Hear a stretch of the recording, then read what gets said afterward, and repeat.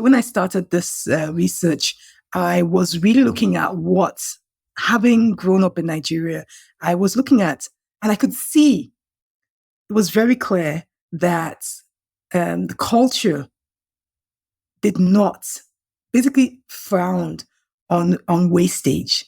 And so it was almost like waste nothing. Like everything can be reused and repurposed. And so the tribe I grew up in is Yoruba. And so my culture frowned on anything wasted. My parents would, they would, they could pray, they will have a fit if they see you waste anything at all, especially food. Me too. You know? Me too. And so it's common, you know, we understand it. You don't waste food. And so I was curious when I started exploring this thing of how do we now solve this waste issue? Because bio-waste, believe it or not, is actually in the globally, it's about 44%.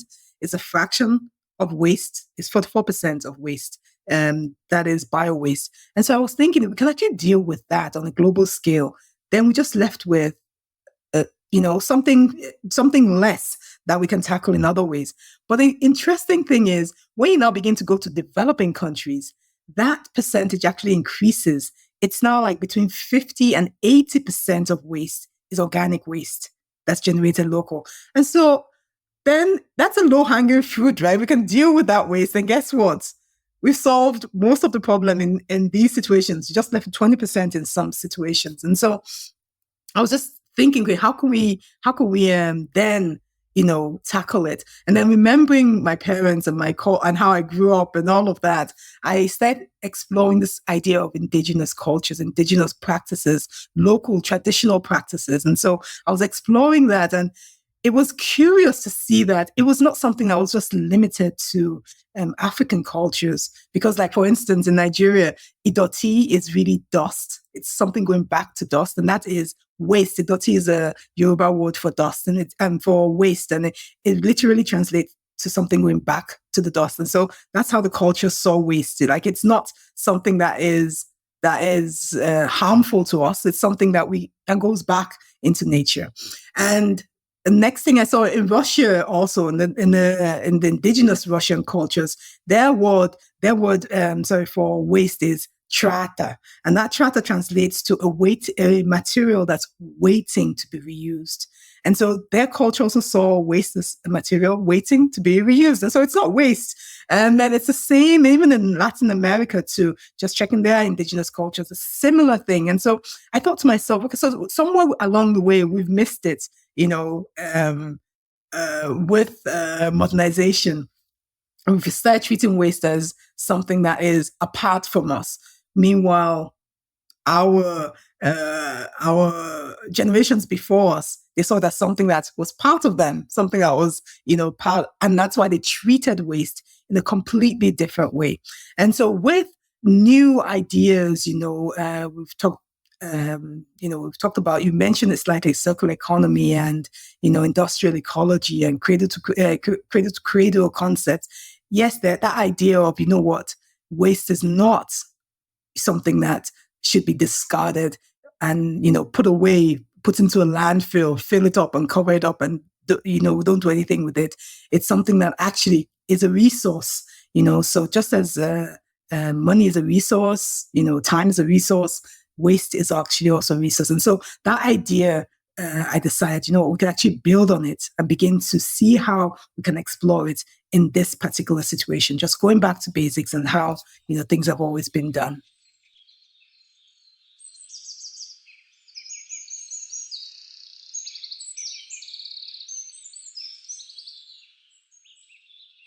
For people who are freshly new to this idea, being in any way connected to the natural world, I think it gives us a way to kind of open the door of that conversation.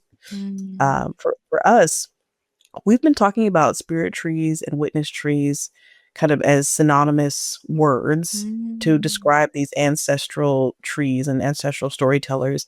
But I do think there can be a difference between a spirit tree that's occupying a space and serving as a spiritual connector and a tree that may have witnessed something horrific, and you feel different in the presence of that tree. I know when I'm in the presence of lynching trees or trees on plantations that I know have been involuntary participants in a number of trauma inflicted on Black people, I feel different in those spaces than I do when I'm next to an ancestral spirit tree or a baobab tree that, again, might have witnessed the exact same types of horrific violence. But for me, I feel different in those spaces. To give you an example, in Tulsa, Oklahoma, where I'm from, there are trees connected to, during this time in this landscape, in 1921, there was a massacre in Tulsa. I think you've had a guest on that has actually talked about the recovery and rebuilding in the aftermath of all of that history. And for me, as someone who is from there, who is a descendant in this community, the trees are never part of the conversation. It's always assumed that everything was lost, everything was destroyed, burnt down. There's nothing of the original greenwood left. But I know for me as an archaeologist, I've been able to find thousands of artifacts that connect to our historic Greenwood district. But also, once you add in the trees to the conversation as witnesses, it gives you a whole other side of the story that you would miss otherwise. And there are trees specifically on Standpipe Hill, which is on the northwest side of Greenwood, that isn't even considered, to be part of Greenwood for most Tulsans today, but it absolutely is. And these trees are growing in a square shape around a structure that no one else can see, but the trees know that it's there. And me as an archaeologist looking into this space, we were finding the majority of our artifacts where the trees were actually pushing them up to the surface for us to find as their roots are looking for water. So I started paying really close attention to these trees because they were actively helping us in our on our excavations. And they were also trying to tell us something that I didn't even know I was like ready to hear. So bringing in arborists to learn about these specific trees on this hill, we were able to find out that these are hackberry trees. And that type of tree, that species type, is important because they're incredibly resilient, but they're also very common across the United States. But whenever there is a forest fire, canopy clearing, something catastrophic that happens, they're often the first ones to grow back. And whenever those trees grow back, they grow back with memory. And their bark, similar to our skin, it holds scars, it heals, and it can thicken. So whenever that tree has gone through something horrific, they grow back with a thicker, wartier, discolored bark as a measure of fire protection for themselves. And so we found that these trees on top of Standpipe Hill, holding space for a structure that no one else can see above the surface, have some of the most gnarly, discolored bark you can imagine. But knowing their age is also important because we thought, okay, could these trees have been here in 1921? Could these, to be true witness trees, you have to be 100 years old, right? So we looked into their age, and their age is about 50, 60 years old. So they weren't considered to be true witness trees, but that didn't sit right with my spirit because what even is a true witness?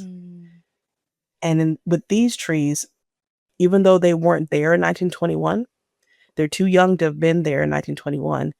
They're the descendants of the trees that were. And they grew back with that thicker, wartier, discolored bark as if they had been there, as if they carried on that memory and grew back to protect themselves for the future. And I had never seen trees, witness trees or otherwise, behave in that way as I've seen us as descendants, as people around this community in Tulsa, still carry forward this history, still marked by it, still moving through it, even though none of us were there in 1921. We've almost lost all of our survivors that were actually eyewitnesses who experienced that themselves. And so now it's up to the next generation to carry this history forward. But how do we carry forward something without traumatizing ourselves and our children in the process? So doing that work around these witness trees has been really healing for me personally, because I've been able to really understand more about how we as people still endure in a space even after we're gone, how the traces of healing and recovery, I mean, it still lingers. And even though the trauma happened, the pain is there, it doesn't have to hold us captive to the past. So I see a lot of healing happening in nature that I'm praying over my community, that we can sort of mimic what our natural storytellers are telling us and what our witness trees are showing us, that healing is possible, regrowth is possible. And there's still a lot of story, I think, that we have yet to capture and really understand.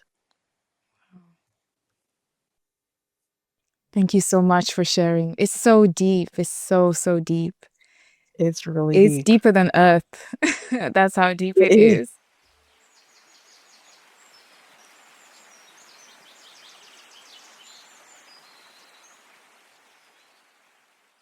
After a big storm hits, right? Or after there's a huge extreme event that happens in these countries, you have to find the money to rebuild.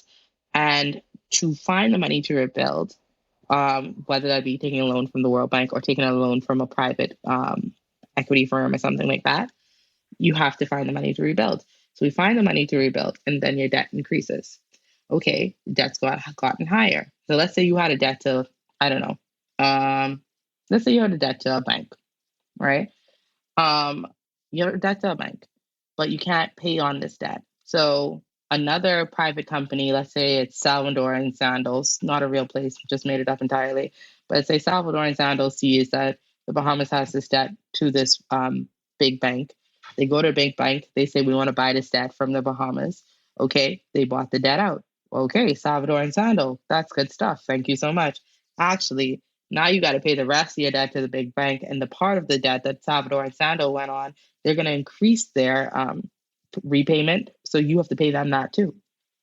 And with all these debts and with all these loans, so and I got to pay Salvador and Sando, who's not even a country, just a random private equity firm. I got to pay big bank, and I have to consider that even though I'm going to be paying these people back, another storm could hit, and I'm going to have to ask for another loan because I got to redevelop. I got to get this country back running. The economy cannot fail. So then another private equity firm could come in there with the bigger debt and buy a piece of that off. So now, out of nowhere, in a couple of years, you will have debt for like 5 different private equity firms that have to pay them back at particular percentages that have gone higher than the banks. The bank isn't going to pay you back any money because you haven't been able to pay off the loan that you already had from, like, I don't know, 2000. And so like this like vicious cycle. And in this whole thing, one of the biggest problems is that the storms don't stop coming because the storms don't care about your economy. The storms are going to hit regardless. So there's no clause within these loans. There's no like clause that comes to say like you can be like, there's no like hurricane forgiveness loan in the loan. There's no like natural disaster forgiveness in these loans. It's just a matter of you rebuilt, you got to pay us back. So now you see, like in 2022, Mia Motley literally saying, we need forgiveness in our loans. We can't pay these back. Like, it's impossible if you want me to come back and pay this one thing off when a storm could happen in any way. And we know they're getting more intense, and I'm going to need more money. So now you have that, and then you have a carbon tax that they're trying to bring to like big companies like Shell and like BP, that you guys are going to continue to admit you need to pay taxes to us because we're in danger, and y'all are not going to pay us back. So this doesn't work. So with that, that's a huge thing. That's a big concern too. Like again, like migration was a big thing, but when I opened my mind to the thought that the climate financing truly this is a big business. And we really are suffering at the point where it's like, I mean, the way the article described it, right? This is neocolonialism. Because like, we don't just owe the bank. I owe Sanford and Sandal, and I owe Ezzy in this one. And like, who are these people with this money coming in that I have to pay you money for? And you're not acknowledging my strife.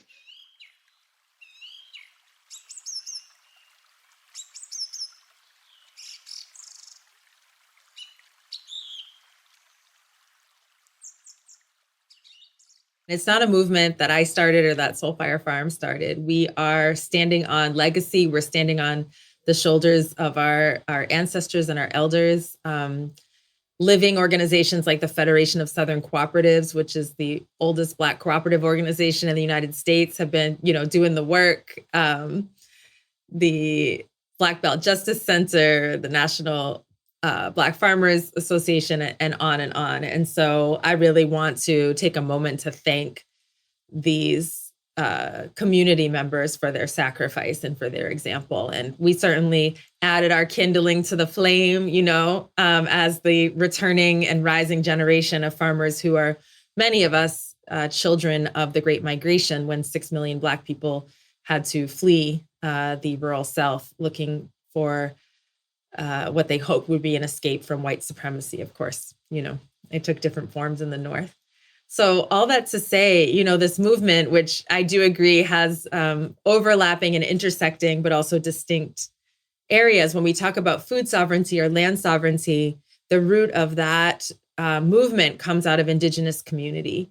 And I'll name Via Campesina in particular, which is an international peasant movement of earth workers, femme-centered, indigenous-centered, that came up with this term of food sovereignty, which goes beyond just having enough to eat and really talks about how do we democratize every aspect of the food system, from soil to seed to processing to eating. How do we all have a say? And when we talk about, ending racism in the food system or racial justice in the food system, we're talking about a predominantly, Black-led movement.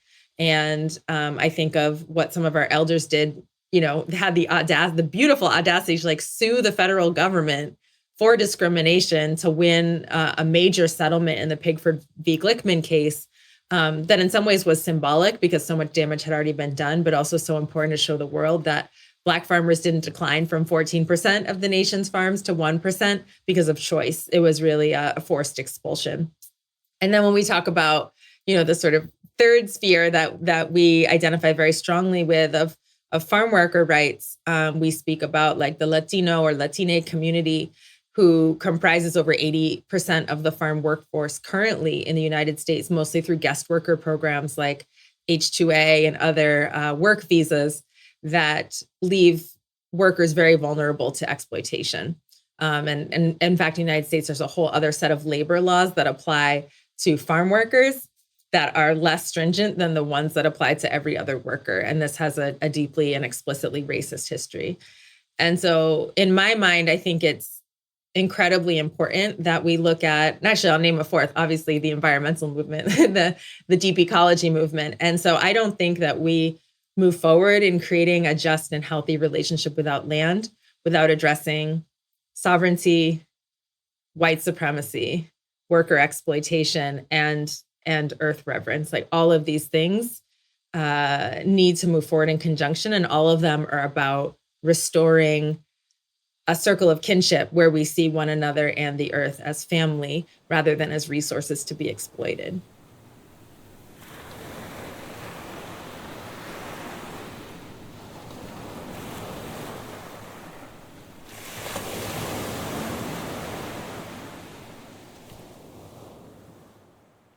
Maybe I would start off by telling you or making us establish the fact that Africa as a whole has contributed very little to the carbon and other greenhouse gases that's in the atmosphere, which we all know are responsible for causing the climatic condition, the changing climatic conditions, right?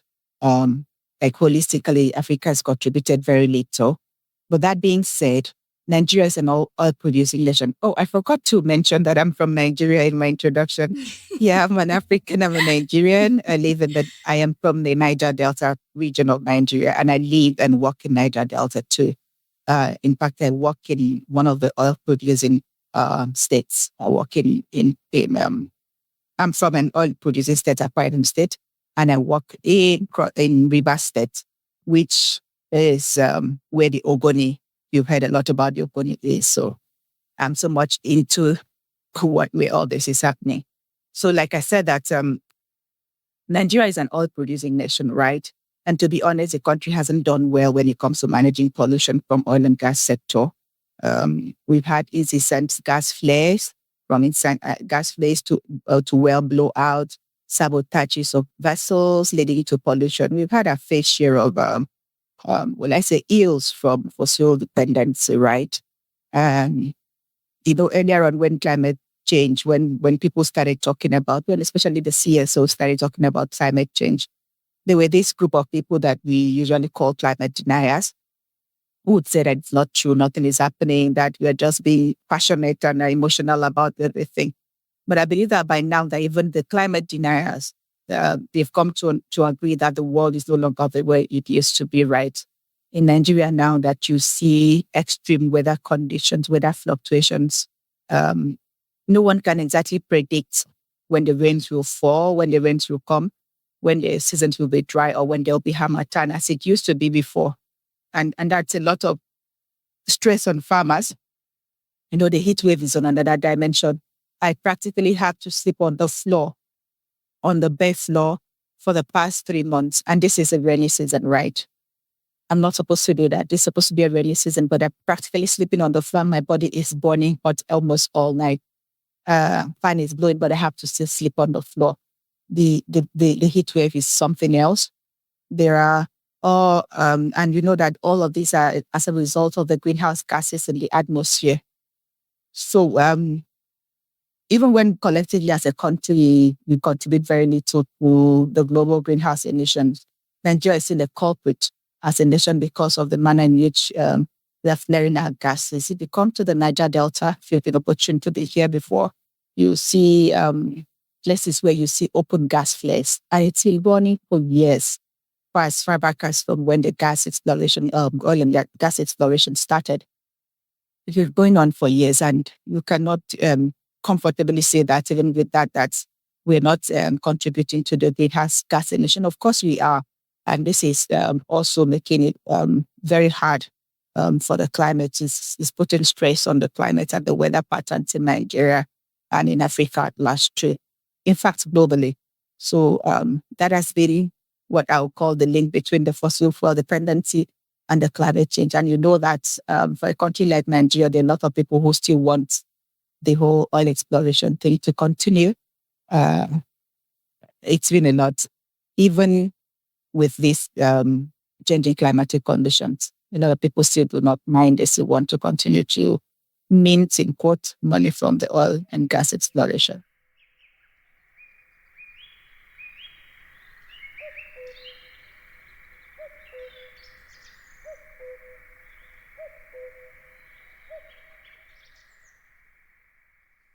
When I look at the ability to work as a community,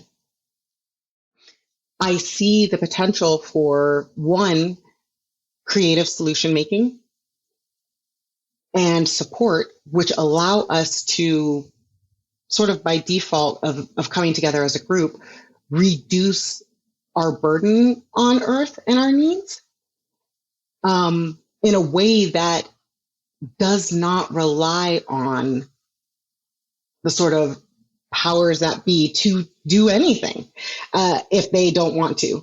It also gets us in conversation with each other to really understand what it is each person is needing and what it looks like to support and to make sure that those people have what they need in a way that also matches the things that we need to reduce or change for our Earth. I also think it helps us, and it helps us to have a much broader view on what it means to care for our Earth, what it means to be an environmentalist, what it means to work in conservation. Because one of the things that became so impressed upon me as I started doing this work in between environment and disability is how so much of the language and the mindset that allows ableism and that allows this kind of separation of people with disabilities, they can't function this certain way, or they don't have, God forbid, you have like a low IQ or, something like that. But those are the exact kinds of arguments we give that says, well, what does it matter what I do to these fish?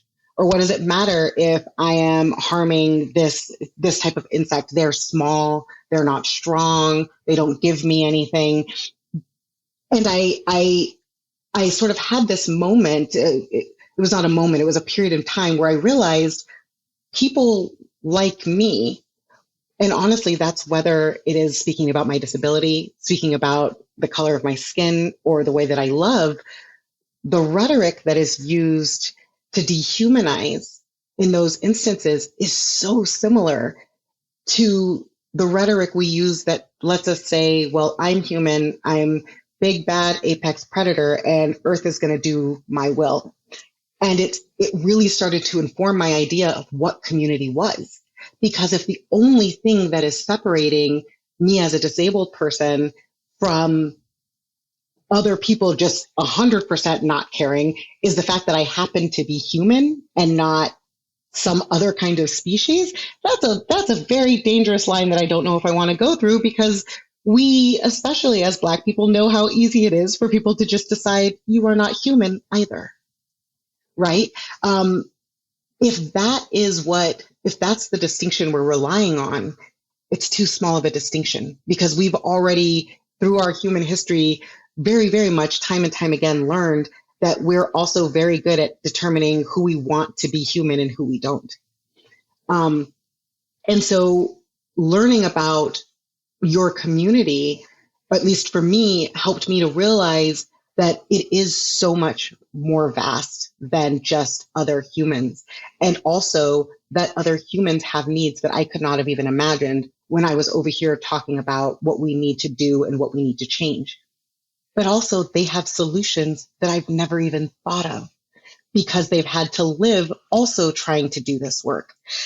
And the solution that's down there that has never been brought up at your, at the group meeting you have once a month at the library, has been sitting there the whole time, and you didn't know because you never went and talked to, the autistic kid that lives down the street, or what have you. And so there's also just so much mutual learning that can be happening about living in the world differently, because the people who are living in the world differently are the people who have disabilities, are the people who are neurodivergent, or who aren't taking cars everywhere.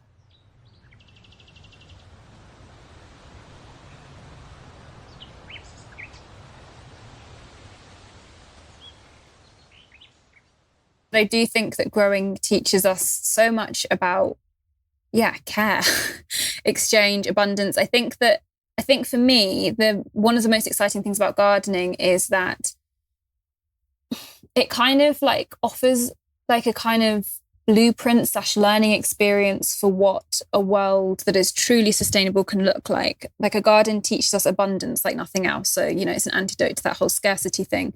You plant one seed, it becomes this gigantic squash plant that has like hundreds of more seeds for next year.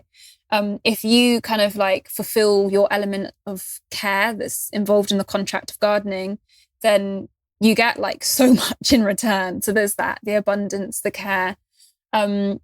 There's also like the understanding of the importance of circularity. There's the understanding of the importance of complexity and diversity. There's the understanding of like communities, because, when we start to see the garden and grow a garden ecologically, like community is like everything in a growing space, whether that's like looking at the community that a plant surrounds itself in terms of microbes and fungi, which support that plant because the plant can't move, support that plant to, basically weather whatever the world throws at it as it stays rooted in that one spot. So there's like, or whether that is the way that plants, communicate underground, or the way that certain plants maybe support other plants in their growing. Like there's so much kind of complexity and community in that. And again, that is something that we could very well apply to our climate movements, or just any community living way of life in general. So I think that there's so much to be learned from growing that can be applied outside of growing. And I think that's the moment when growing becomes like truly quite radical, is when the lessons from how a garden grows can be brought out into our wider life and inform the way that we live.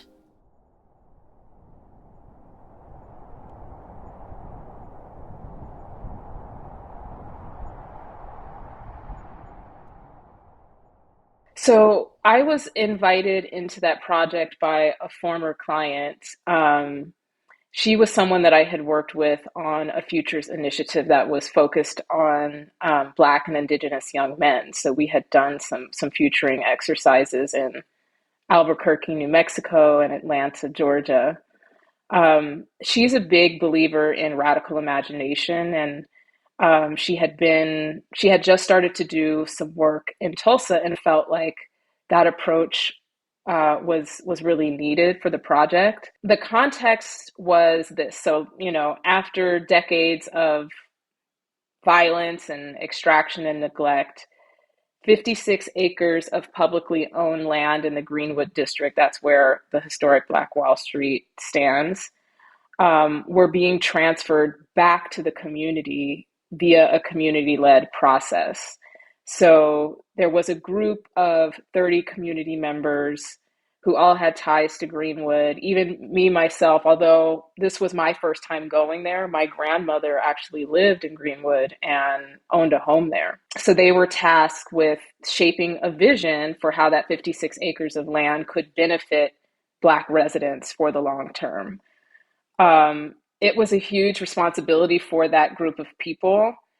And the project was really emotionally layered. I was not prepared for this, but it totally made sense once I saw it. People were grieving like what had been lost through the 1921 massacre. There was urban renewal. There was a lot of broken promises from the city. They were suing the state for reparations for the remaining survivors. I think that summer there were only like 3 or 4 remaining survivors.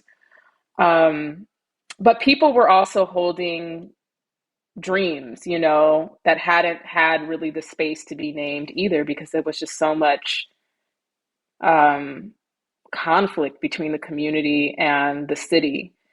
So my role was to help create that space where the dreams could come through. So I brought in, me and my team, a lot of speculative tools. We did some storytelling, a lot of rituals that allowed people to surface the futures they didn't think they were allowed to want, or that, even if I say it, this is never going to happen because like things just kind of always go badly here. And it went beyond like talking about like what kind of buildings will we have or stores. The kind of dreams that were being expressed were like the things that needed to be protected, what needed to be repaired in the community. And the outcome was kind of like a manifesto. And it was, I think the process was really tough. I'm not going to sugarcoat it. Like, there was not trust between the city and the community. Even within the community group, there were some, differences of opinion. But I do think that the futuring process helped kind of usher in a shift in how the community saw its own power, and how, especially for the city, I think there was a very big shift in how they saw that they had to listen differently. So the work is still unfolding. That work that we did in the summer of 2023 has just, the evolution now is they have incorporated, they have like an organization that they're standing up that's going to oversee the development of this 56 acres of land. They've got a governance model. They have like all the organizational pieces that they need to like run this thing. And what remains from our time together is that manifesto of what the community wants, what it's dreaming of, what they will protect by any means necessary. And yeah, it was a beautiful process. Like I used to work for an architecture firm, so I have been involved in urban planning projects, and so much of that work can feel very like copy pasted. And what felt so powerful about this is like the community made its own thing that was very bespoke. It had to be bespoke for Tulsa. And one powerful thing that we did is we had a bit of budget to like send members of this community group out to other Black owned like land organizations. So we sent some folks to Pittsburgh, Pennsylvania. Another group went to New Orleans, Louisiana, and another group went to Louisville, Kentucky, because Tulsa doesn't have a long history of like community owned land initiatives.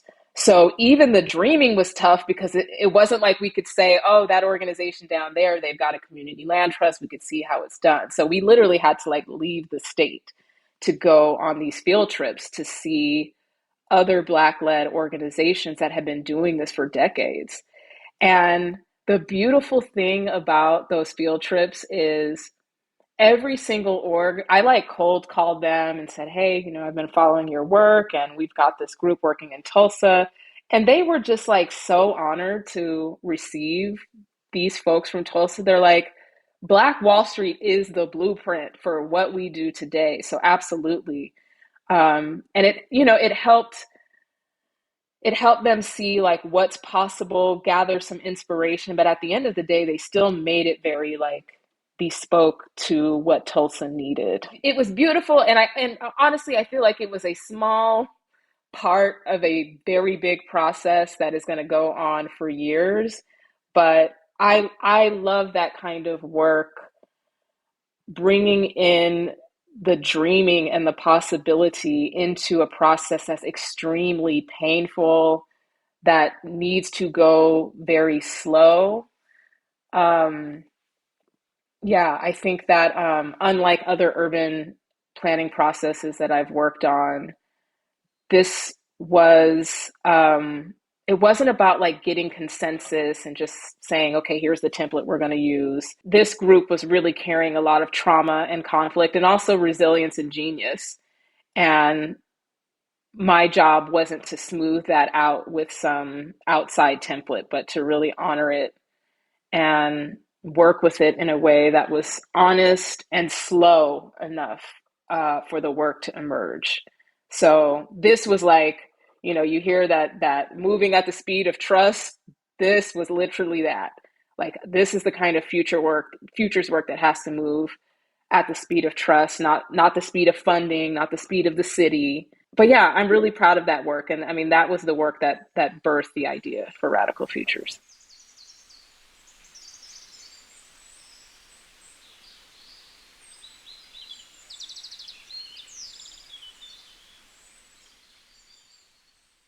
In 2020, I don't know if you remember it, East Africa had one of the worst floodings, and many people lost their lives. Other people lost their livelihood. People lost their homes, you know, their heritage, their culture, and many had to leave their communities. So during this time, my mum and dad, who live in Uganda, also had to leave their home. And right up to this day, they have never been able to move back. And I remember showing my son Malachi pictures of the floods and what happened to his grandparents' home. And he asked me what happened. So I told him it was the effects of climate change. You know, the extreme weather conditions. Sometimes it was very hot and sometimes there was too much rain. So Malachi looked at me and made a comment. He said, and this is verbatim, how did the ice melt all the way from the polar bear's home and flow all the way to Uganda? This is East Africa, Uganda, Kampala. And I knew then in that moment that I had to do something about that statement. It made me realize he didn't quite know a lot about climate change, the effects of climate change, and how the global south is affected by it right now, not in the future. And it was happening to his grandparents. He lives in London. His grandparents live in Uganda, and it's a relationship bound by love. And it was happening to them right now, not in the future. So I put together some content for Malachi to read and hopefully understand. climate change. But climate change is quite complex. And it didn't go as planned. Nothing I put together was working at all. Everything was grim, sad to read. And I know it's the reality, it's what's happening to people. And I wanted him to know what was happening. But it was a lot. It was a lot for a child to deal with, because all he knew was recycling and upcycling. He didn't know exactly what was happening to his grandparents, to his family right now. So it was quite difficult. It was overwhelming. And for him, it didn't work. It didn't work at all. So a few weeks went by, and one day Mali came to me, just chill. And he said, well, Mum, I know about climate change. So I asked him, how did you learn? And then he said, the Ninkinanka. And I know you might be wondering, who is the Ninkinanka? I'll tell you. So the Ninkinanka is an African mythological creature, and the Ninkinanka is a dragon that lives by the Gambia River. So the Gambia is a country in Africa, and the Ninkinanka calls its home. Sorry, the Ninkinanka's home is by the Gambia River. And so you might be wondering again, how does the dragon teach a child about climate change and its effect? So I'll take you back to where it all started. I've always wanted to say this in the Beningi, in the beginning. I'll take you back to the beginning. So Mali absolutely loves to read. He reads in the bathroom. He reads in the toilet. He reads at the dentist. He reads anywhere and everywhere. So in 2020, we're in lockdown. If you remember, we're in lockdown. He's got books, but he'd read all of them, and so he was getting bored. And for me, unfortunately, I wasn't able to get him any more books. So I asked him if he could read about African mythology online. So he tried, but the content online was so overwhelming. There was a lot of information overload, and it wasn't really interesting. I mean, now there's a lot of interesting stuff out there, but before there wasn't really much for kids. And the great thing is, in that experiment, I call it an experiment, he was able to find his niche. He was really interested in African mythology, specifically African mythological creatures. So together with Malachi, we went on a journey to rediscover these creatures, to reimagine and retell their stories in a fun, engaging way, but in bite-sized formats, easy for children to digest, easy for parents, for anybody to digest, like the ABCs of a creature, like Meet the Creature.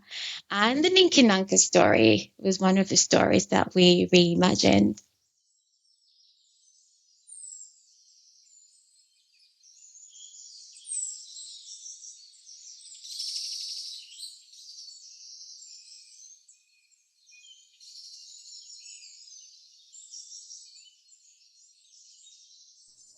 You know, when I entered into this work, and I said it at the beginning, it was through my own trauma.